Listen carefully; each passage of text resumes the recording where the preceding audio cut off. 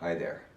So if you're an OEM and you have a server, and that server might be SAP, it might be BizTalk, it might be some other kind of business process execution thing, databases, whatever. Typically, you have to do your translation and your mapping of your EDI data, and then it has to go out to the van. It has to go out here. And you're basically paying, or your users are paying, to have those file and upload and download services. But here's the problem. If you're a multi-user system and you have many, many users or processes that consume and create that EDI, you're basically sending this all either through separate channels or an undifferentiated message stream through one or two FTPs, or you may use many, but that is a very cumbersome way of provisioning your EDI. With ECGridOS, you basically take the functions of the van and you embed them within your platform via the series of calls. Now there may be 90 calls, but you might only need 10 or 20 to do the basic account configuration, etc., account creation, account suspension, message transmission, message reception. And when you deal with those messages and those accounts, you're dealing with a segmented address space. That means that the mailboxes have unique IDs, the users have unique session numbers.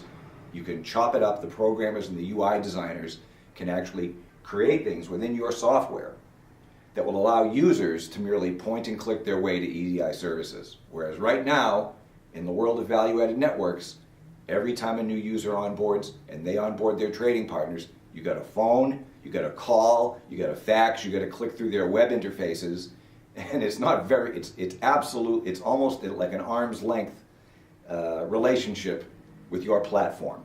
Whereas with ECGridOS, you have all of these rich functions built into your software, meaning that you can control the billing of these EDI functions rather than handing that off to an external van.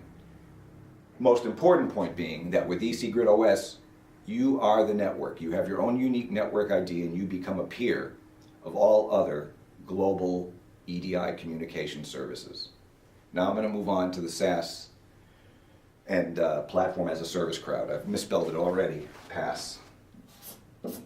In general, I'm going to cap my pen here for a moment. Excuse me. I'm going to squat down a little bit. I'm going to turn the camera.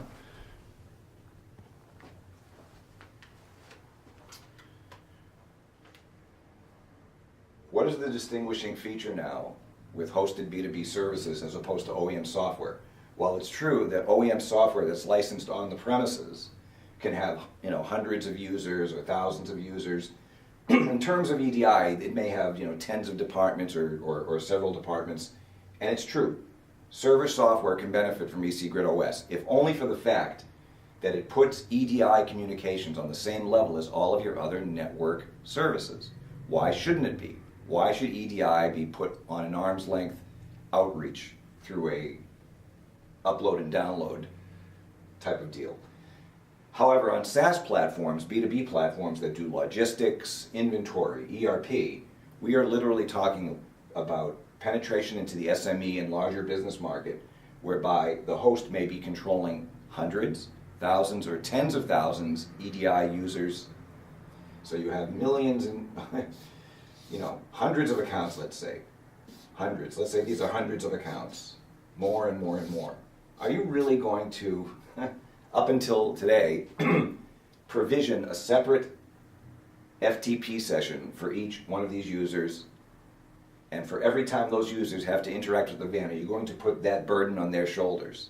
Whereas with ECGridOS, you can put those functions directly into your platform so the users can actually have an admin screen which actually creates their EDI, allows them to configure their account, configure their trading partner qualifier IDs, configure their own qualifier IDs, automatically interconnect with other networks, get their message status, which you can pull into your system. Message status doesn't have to be merely an admin thing.